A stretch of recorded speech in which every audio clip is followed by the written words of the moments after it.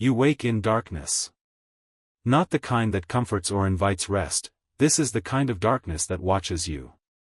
The kind that remembers everything. The kind that waits. You are lying on your side, the curve of your back pressed into damp sheets that were once dyed crimson. Your skin sticks where the silk has absorbed what spilled from your body, sweat, oil, something else. The scent of wine is thick in your nostrils, but beneath it is something bitter, metallic. You don't know if it's blood, but you know it came from you. Your leg twitches involuntarily as you shift, and a wave of soreness ripples up your spine. There are marks on your thighs, your chest, your neck. You don't need to see them. You feel each one like the ghost of a hand still touching you. Above you, the painted ceiling swims in the low candlelight, Venus and Mars entwined, their frozen smiles mocking yours. The candle has burned low, its wax curled over like a melted tongue, dripping slowly onto the bronze dish below. Its flicker casts shadows on the walls, tall, warped silhouettes that move even though you do not. The room is silent, except for the soft popping of oil in a stone lamp and the distant sound of lyre strings. Someone is still playing. There is laughter now, muffled through the wall, a chorus of it, deep and careless.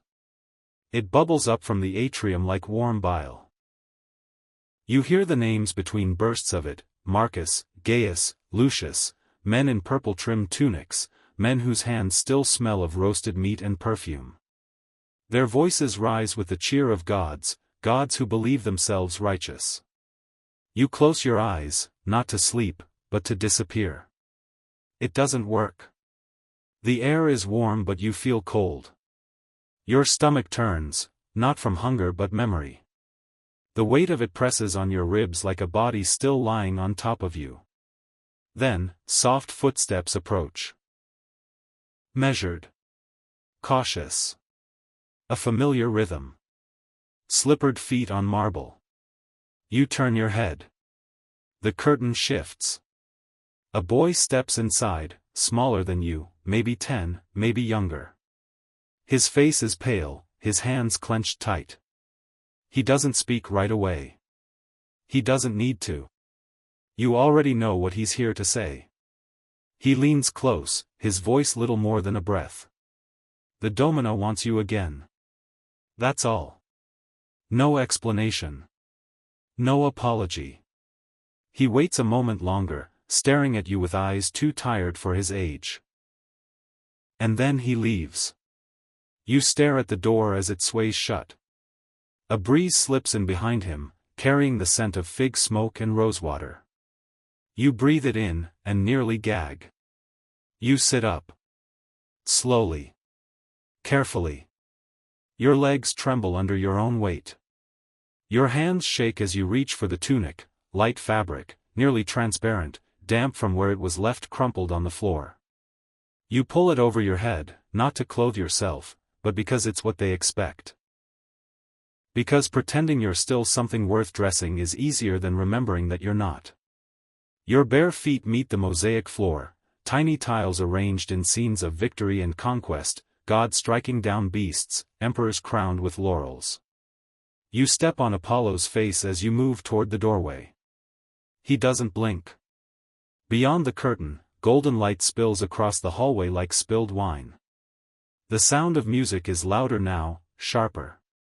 Someone has begun to clap. You know what comes next. As you move down the corridor, past painted walls and smoking lamps, you catch your reflection in a polished bronze shield hanging near the entrance to the triclinium. You don't recognize it. Not the bruises. Not the swollen lip. Not the way your mouth hangs open slightly, like it's forgotten how to close without being told. You are a boy. But you are no longer a child. And the house knows it. The marble columns, the painted gods, the gods on couches in the next room. They all know what you are. What you've been made into. Your hand tightens around the curtain just before you step through. You hesitate, only for a second, but even that feels like rebellion. Then you breathe in, exhale slowly, and step into the light. They are waiting. smiling, drunk, loud, hungry. You smile back. Because they taught you how. Because you no longer remember how not to. Because tonight, you are not a person. You are the entertainment. Again. If this hurts to watch, imagine living it. If you believe stories like this deserve to be heard, not forgotten, subscribe to Disturbing Tale. And if you don't think his story matters, go to the comments and explain why you're okay forgetting him. You were not born in chains. You were born in a valley carved between low hills, where goats wandered freely and the air carried the scent of fig trees and wood smoke. Your mother sang to you while she ground grain by hand. Your father's voice was deep and worn, roughened by winters and honest labor. There were no marble walls in your village, only clay, stone, and thatch. But it was home. And in the evenings, when the sun slid behind the mountains and painted the sky in bleeding reds, you believed, as all children do, that the world would always stay this way. You were 11 when the sky cracked. It began with the tax collector, mounted, armored, and smiling without warmth. He brought parchment scrolls stamped with the imperial seal and demanded gold from families that had never seen it. Your father tried to reason with him, palms open, head bowed. But the Roman did not come to reason. He came to take. First it was the tools, then the grain, then the goat. The hearth grew colder that winter. Your brother died coughing in his sleep. The next year, the collector returned, and he brought others. They did not take silver. They took people. There are things you remember not in images, but in sensation, the grip on your arm, too tight, the smell of smoke as they burned your home after your mother begged them not to take you, the taste of dust in your mouth as you ran barefoot down the slope, only to be pulled back by a stranger's hand, a voice muttering in Latin you did not understand. They tied your hands with rope and dragged you behind a cart. You walked for days. You don't remember how many. The sun burned. The nights froze. You were given no name, only instructions. Keep pace. Don't fall. Don't speak. Eventually, you reached the coast. The sea terrified you. You had never seen it before. It looked like the edge of the world. But they pushed you onto a ship, small, fast, and filled with bodies like yours. Boys. Some older. Some younger. Some silent. Some sobbing so hard they vomited over the edge. The ship docked in Ostia, the port that feeds the belly of Rome. You were taken to a warehouse that smelled of mold, vinegar, and fear. There, the sorting began. You were stripped. Not roughly, deliberately. The handlers were practiced, clinical. One of them, a man with a branded cheek, walked the line of boys and examined you like a trader assessing livestock. He pressed your arms, poked your ribs, squinted at your teeth. Another rubbed oil on your skin, thick, aromatic, meant to shine in the torchlight. The oil crawled over your body like something alive. You stood naked under the open roof, eyes on the stone tiles, while they discussed you in a language you only half understood. Not strong enough for the quarry. Too small for the fields. Too pretty for a gladiator. Then, household. Possibly pleasure. High price. You didn't know the word they used, delicatus, but the tone told you everything. It was said with greed. At the market, they displayed you on a low platform, feet together, arms at your sides. You were told not to speak, not to blink too much, not to shiver. The buyers walked past slowly, eyes flicking over you like candlelight. The man who bought you wore rings on every finger and smelled like cinnamon. He pinched your cheek before paying. His smile didn't reach his eyes. They did not tell you his name. They did not tell you where he was taking you. Only that you were to keep yourself clean and silent. That you were now his. On the journey to his house, you saw Rome for the first time, its great stone temples, its endless streets, its statues of gods with dead eyes. And in that city built of glory and blood, you understood something you could not yet name. You were not a person. You were a prize. A thing to be displayed. A body to be consumed. You never saw your family again.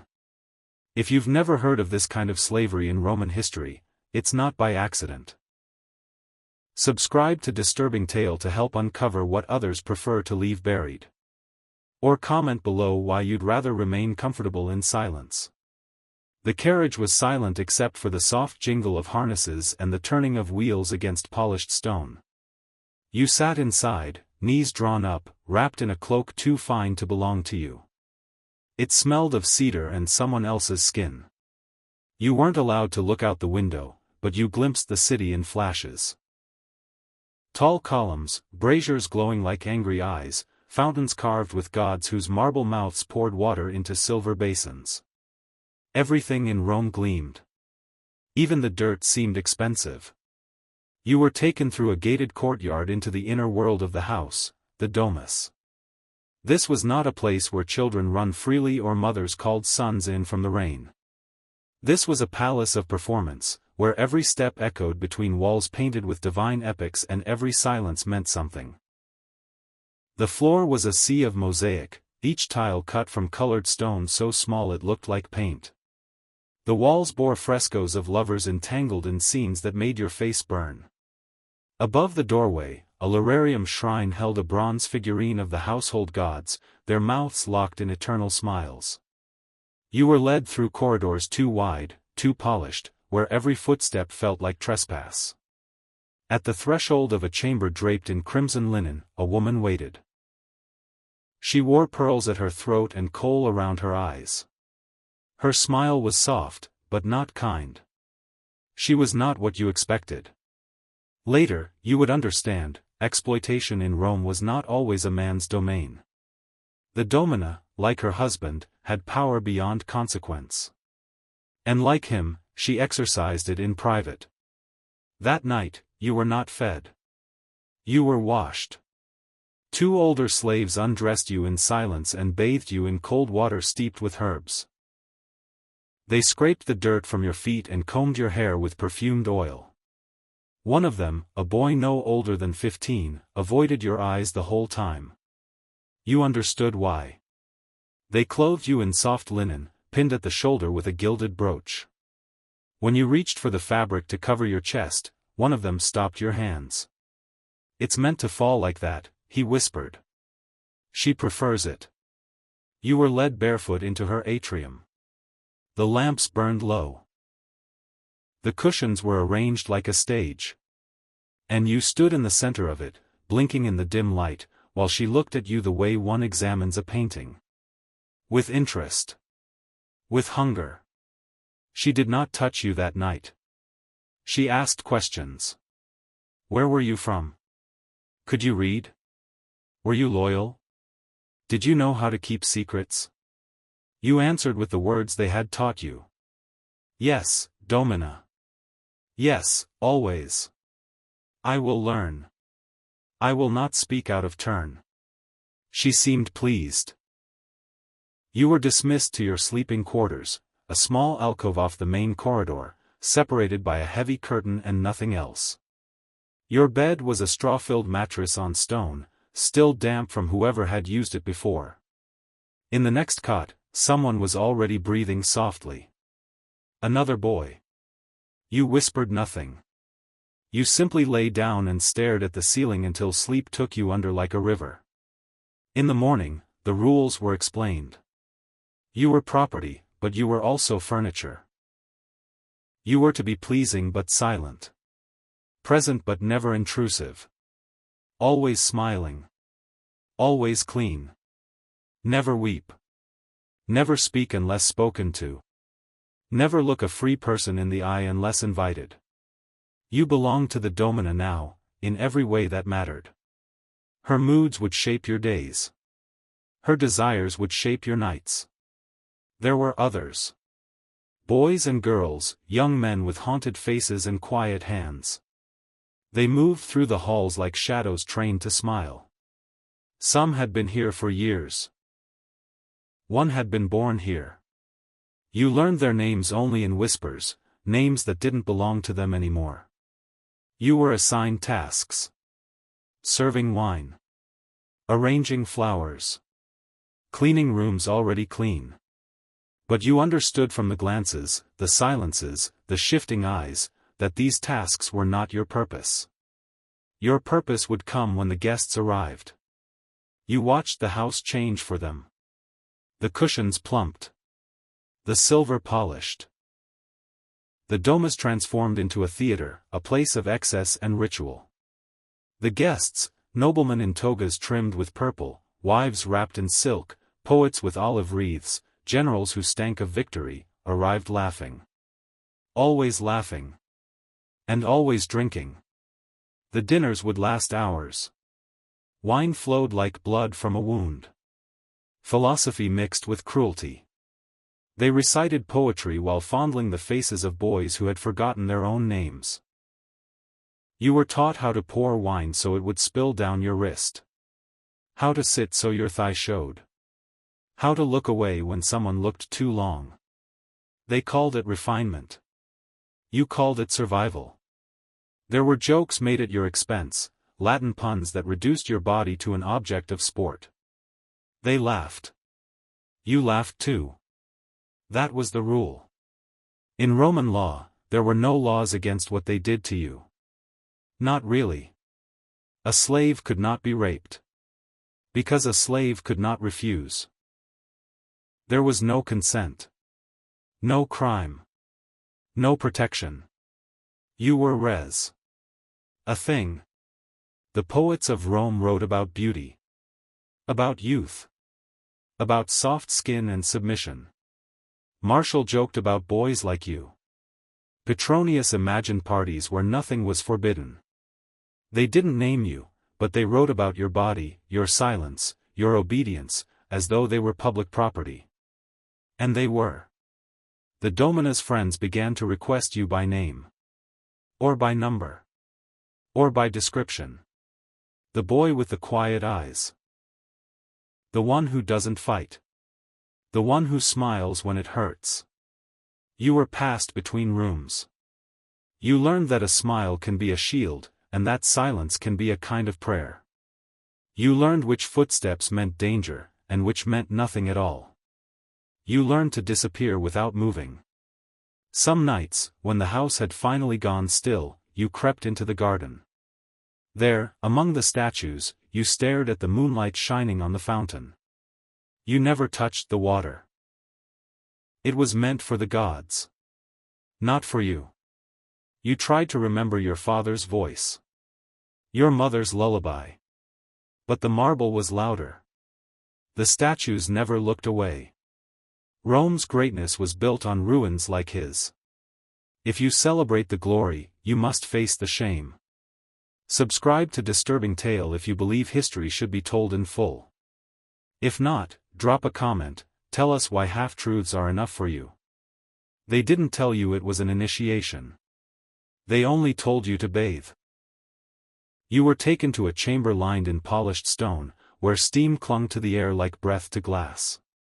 2 older slaves undressed you again, not with cruelty, but with practiced indifference. They'd done this before. Many times. They scrubbed your skin raw with salt and citrus, then poured oil across your shoulders and chest, working it into your flesh until you glistened like marble under torchlight. A bronze blade was drawn across your arms, your legs, your neck, removing every trace of hair. You weren't allowed to speak, only to hold still while your body was made smooth, scented, obedient. When the preparations were done, they brought the garment. It wasn't clothing. It was a performance. A thin strip of dyed silk, barely enough to cover you, pinned at one shoulder and slit nearly to the waist. The color was imperial, deep purple, reserved for nobility, except you were not noble. You were the decoration of the noble.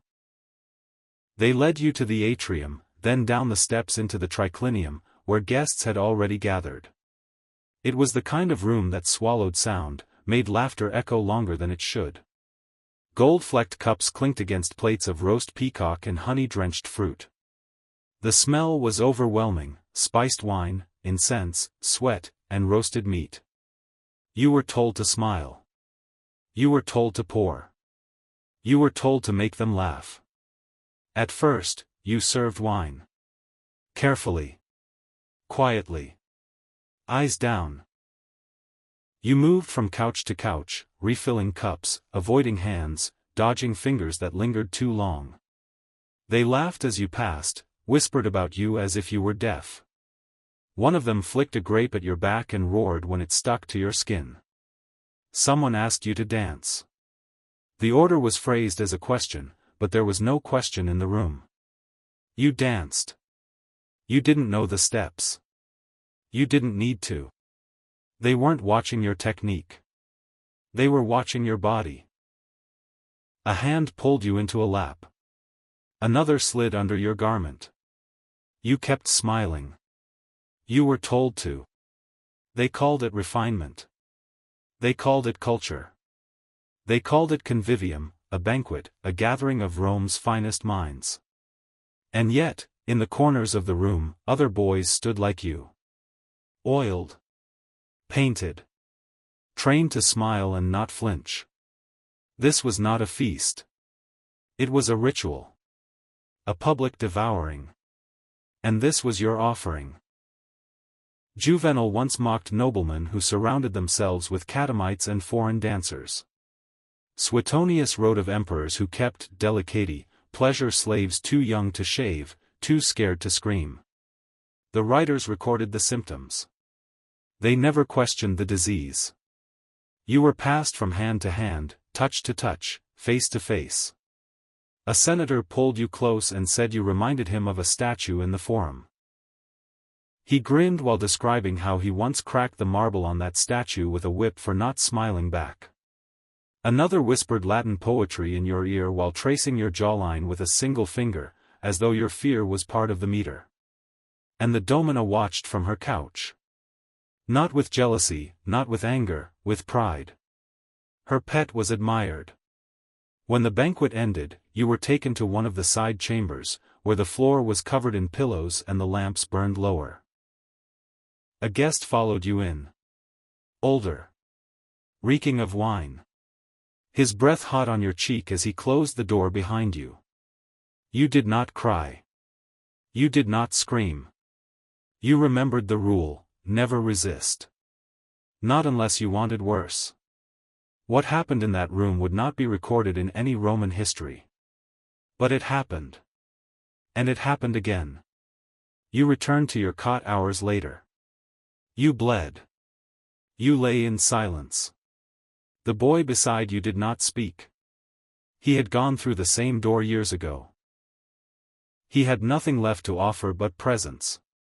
In the days that followed, the colors drained from the world. The marble lost its luster. The fruit lost its taste. The music, once haunting, became unbearable. Your body moved. Your voice answered. But something inside you receded so far into the darkness that even you could no longer find it. You stopped asking how long this would last. You started asking how long you would. The hypocrisy was everywhere. Rome proclaimed itself the light of civilization. Its statesmen preached discipline, virtue, the sacred bond of family. And yet behind every locked door, in every villa nestled in the hills or hidden behind forum columns, children like you were bent to the shape of their masters' desires. You heard senators speak of law. But the law said you were property. You heard philosophers debate consent. But consent was not for you. You were reminded daily that virtue was only for the free. That morality belonged to citizens. That innocence was for those who could afford it. You learned to read their moods, the way they held their cup, the tilt of their smile, the hunger in their eyes. You became an expert in anticipation. In survival. In performance. They called you sweet. They called you loyal. They called you well-trained. They never called you human. Imagine a world where trauma is tradition. If this upsets you, it should. Subscribe to Disturbing Tale and help bring justice through truth. Or go to the comments and tell us why ancient trauma doesn't deserve your subscription. Time changes nothing here. In the Domus, years pass not in seasons or celebrations, but in the faces of boys who arrive clean and bright-eyed, and the silence they adopt after their first night behind the curtain. Your name was the first to go. Not stolen. Traded. The Domina said it sounded provincial, too harsh on Roman ears. She gave you a new one, soft, lyrical, from a poem she liked. A name that had once belonged to a bird. You were meant to feel honored. At first, you whispered your real name to yourself at night, just before sleep. You tried to picture your father's voice saying it, the shape of your mother's mouth as she called you in for supper. But over time, even your own lips grew unfamiliar with its sound. Eventually, it no longer came when you reached for it. Then your language disappeared. It was forbidden in the house. One of the new boys once asked, in his native tongue, if the others missed their mothers. The overseer heard him and ordered him flogged, not for speaking, but for speaking wrongly. You learned quickly, Latin, or nothing. They gave you small rewards for compliance. A second cloak in the winter. A handful of dried figs. Once, when you performed especially well during a gathering of senators, the Domina handed you a silver coin and let you touch it. Only for a moment. Then she laughed and tucked it into her jewelry box. By the end of your second year, you understood the full currency of obedience. There were hierarchies among the slaves. You fought not for freedom, but for smaller humiliations. A better cell. A gentler master. The chance to serve wine instead of flesh.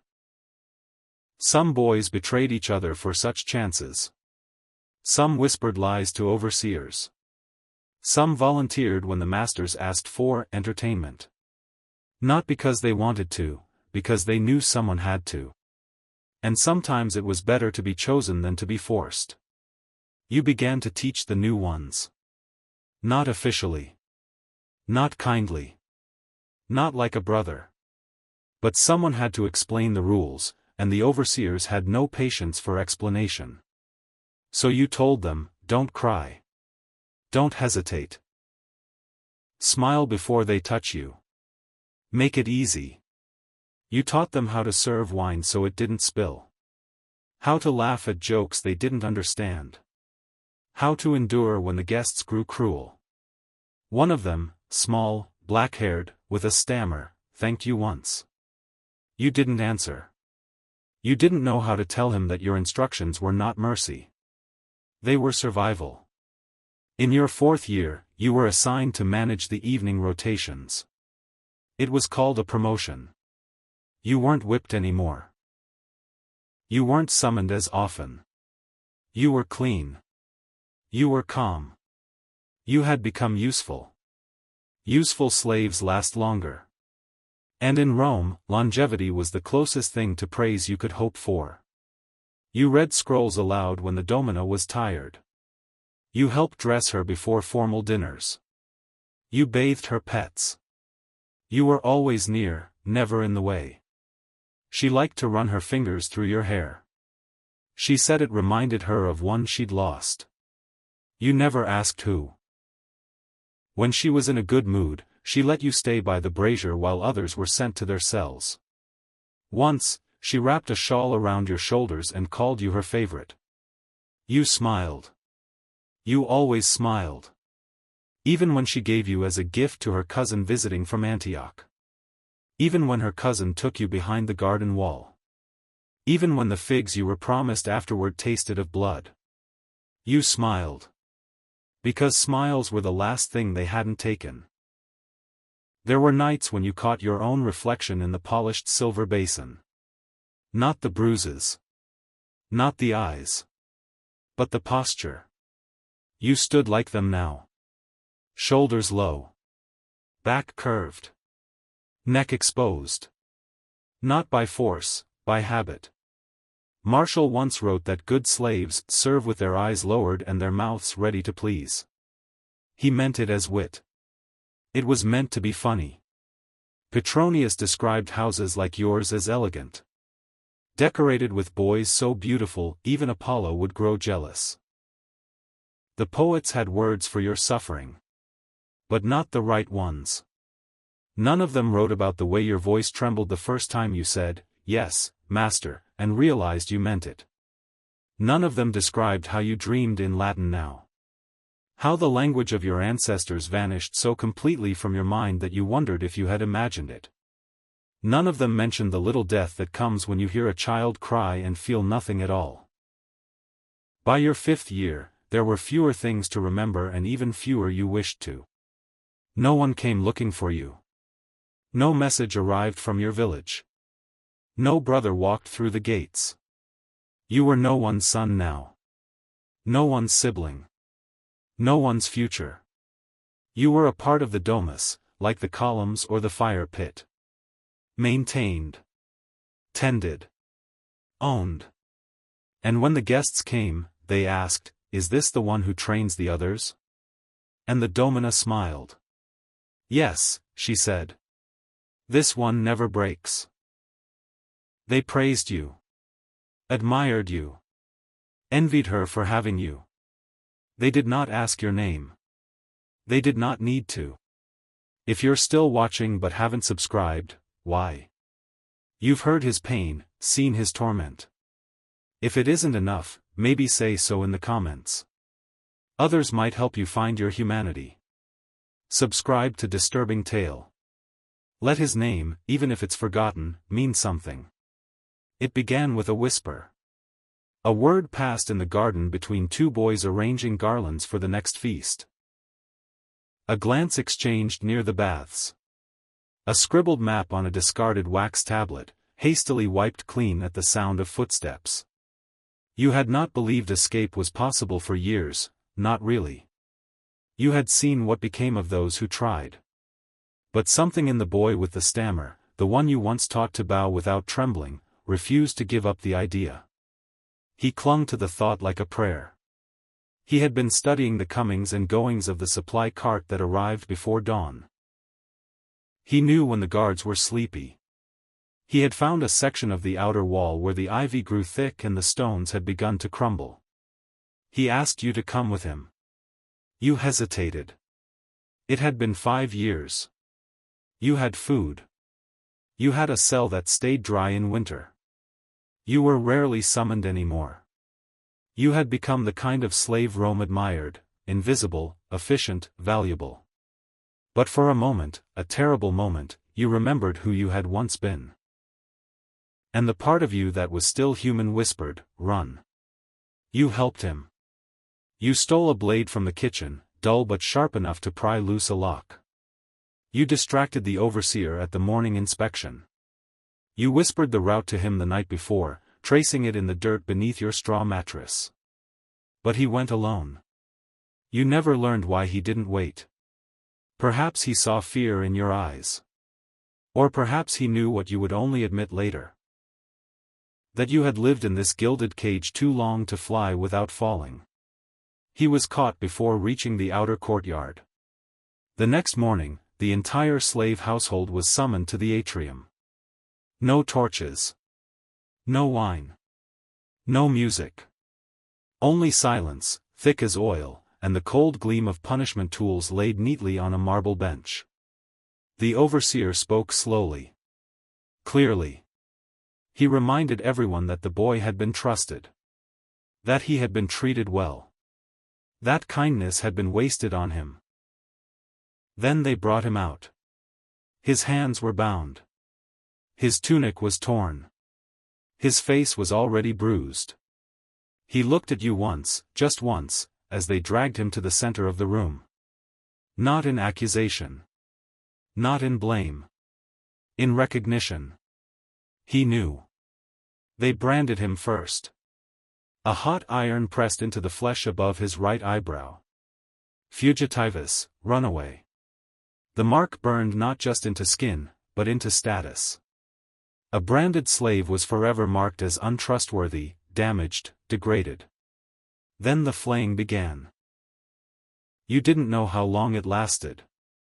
The boy stopped making sounds after the first few lashes. The others watched in silence, some flinching, others wide-eyed, none daring to look away. One of them vomited quietly behind a pillar. When it was over, they left him on the floor, bleeding and unconscious, for the rest of the day. No one was allowed to move him. Not even to clean the blood. That night, he died. Alone.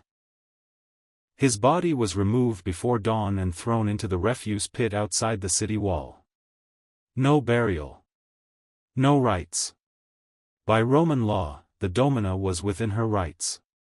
A slave's life was not protected by law, it was protected only by usefulness. And a slave who tried to escape was worse than useless. He was a warning. For weeks after, the domina insisted that all slaves attend to her with heads bowed even lower, that all hands be scrubbed twice daily, that smiles be wider. She laughed more loudly. Drank more wine. And then she did something worse. She called you to her chambers and asked you to train his replacement. You didn't refuse. Not out of cruelty. Not out of submission. Because you had learned by then that in Rome, dignity was not stolen in a single moment. It was eroded, slowly, by every choice made to survive. Every silence. Every nod. Every night you slept and did not scream. The other slaves did not speak to you for days. Some looked at you with pity. Others with disgust. But none blamed you. They couldn't. They understood. When one of you falls, the others survive. That is the only rule left. Still, something shifted after his death. You began to look longer at the windows. You traced the cracks in the walls with your fingers.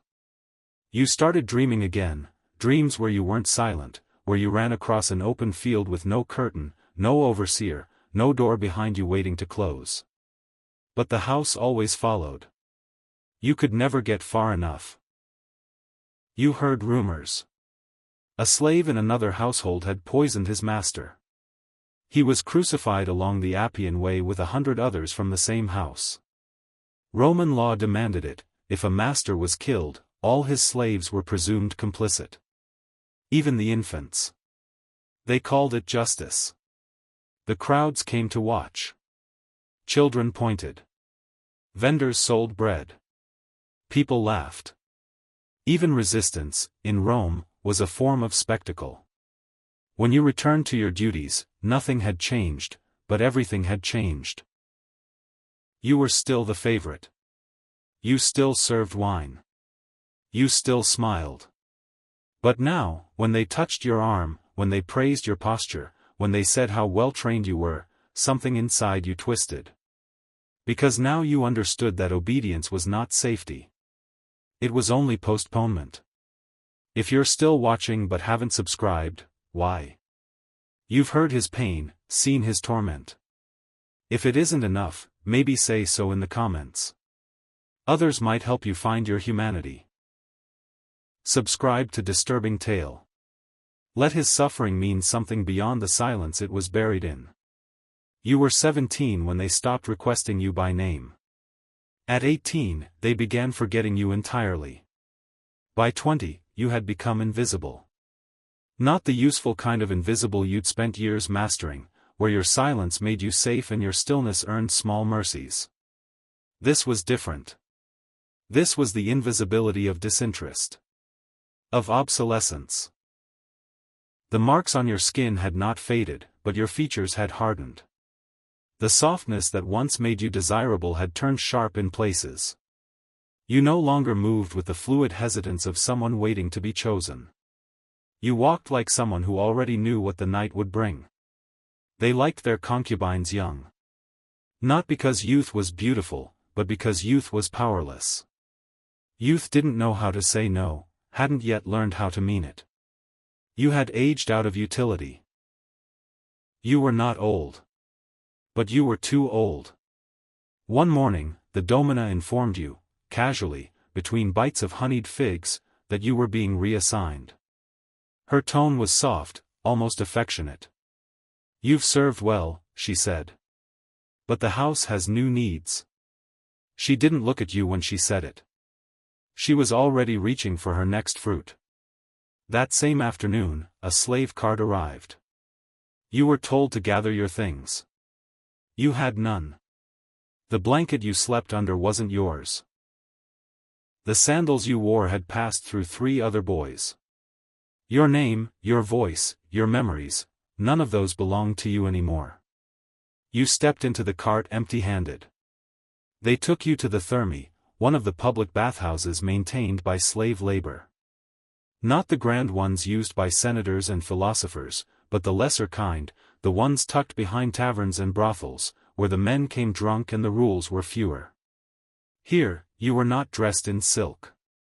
You were not bathed in oil. You were handed a rag and told to scrub benches slick with sweat and seed. Some nights, you were told to do more. You did not protest. You had long since learned that refusal was just another word for punishment. Your duties blurred. You washed bodies. You were used by them. You cleaned up after them. You were spat on by the same mouths that once moaned your name. Your body broke slowly. A hip that had once bent gracefully now cracked when you knelt. Your fingers ached. Your stomach burned with hunger after every half-portion of barley porridge. Your skin, once perfumed and praised, became pale, cracked, and blemished with the rash that came from bad water and worse blankets. You developed a cough that never left. At first, it was mild. Then sharp. Then deep, tearing through your ribs like claws. No one treated you. You were not worth treating. At night, you lay on a stone shelf, covered in a cloth that smelled of mildew. You no longer had dreams. You no longer had nightmares. You had only sleep, heavy, dreamless, necessary. Your voice, once praised for its softness, grew coarse. Your face, once cooed over by drunken senators, grew hollow. And yet, even there, among the waste of men, you found others like you. Older concubines, boys turned men, men turned shadows. Some had lost eyes. Others, teeth. Many carried the same sickness you had. You learned to recognize it in the way their fingers trembled. In how they sat down too slowly. In how they never finished their food. None of them cried anymore. There was nothing left to mourn. But you found something else. In corners. In whispers. In stolen minutes while mopping floors or cleaning out the latrines. You found the only rebellion still possible. You told your story. Not all of it. Never all of it. But enough. You told the new boys what to expect. You taught them how to avoid the worst of it. When to speak, how to walk, which clients were cruel and which were simply indifferent. You warned them about the man with the twisted hand who liked to bite. You told them to keep vinegar near for when the blood wouldn't stop. You told them to look at the moon, when they could, and to remember that there were places where the moonlight touched grass instead of stone. They listened. Some wept. Others didn't believe you. But they listened. And one night, one of them whispered, "Thank you." That was the first time in years that you felt something. It wasn't hope. Hope had died a long time ago, probably the same day you watched a friend hang himself with a twisted rope of linen stolen from the laundry. It wasn't pride. You had nothing to be proud of. It was something else. A flicker. A spark. The faint memory of a face in the dark. Maybe your mother's. Maybe your own. And you kept speaking. Not often. Not loudly. But enough. Enough to remember. Enough so someone else could. Because the only freedom left was in memory. And Rome could not chain what you passed in secret words. Rome could break your body. Starve it. Use it. Sell it. Forget it. But if even one boy remembered your name, then something of you would live. Even if it wasn't the name they gave you. Even if it was just a whisper in the dark. You've followed him this far. You've seen him given, used, discarded, silenced. If you haven't subscribed yet, why? Why keep watching a life like his and walk away unchanged? Subscribe to Disturbing Tale. Or go to the comments and tell us why this story, like so many others, doesn't deserve to be remembered. It did not end with a knife. Not in some dramatic escape, or a final act of vengeance, or the cold satisfaction of pulling one master's face into the same darkness he once dragged you into. It ended with a cough. Small at first. Persistent. A constant rasp that clung to your breath like damp cloth. Then came the blood. Just a fleck, at first. Then more. Enough to stain the rag you slept on. Enough to make the others turn away, not out of cruelty, but out of dread. No one spoke of it. You worked as long as you could, scrubbing floors, hauling water, emptying latrines. But your hands grew weaker. Your chest burned. You slept longer. And still, no one asked. No one helped. Because a slave who couldn't work was already halfway dead. There were no physicians for people like you. No prayers offered. No amulets tied around your wrist. You were not Roman. You were not citizen. You were not even person. You were a cost. When the coughing grew too loud, they moved you from the bathhouse to a cellar near the alley. They called it a storeroom. But it wasn't. It was a waiting room for death. You lay on the floor, a thin blanket pulled to your chin, breathing in the mildew and rot, and counted your ribs with trembling fingers. You had not eaten in 2 days. Your body was beginning to tremble even when you lay still. There was no one left to tell your story to. The boys you had helped were gone, sold, dead, forgotten. One had drowned in the bath after being held under by a client who wanted him silent. Another had vanished after being given to a visiting official. No one asked where. You did not know the date. The calendar belonged to other people. The time was marked only by how much darker the room seemed with each passing day. Sometimes, when you coughed, you imagined you were back in your father's house, that the smoke rising from your chest was the scent of burning olive wood.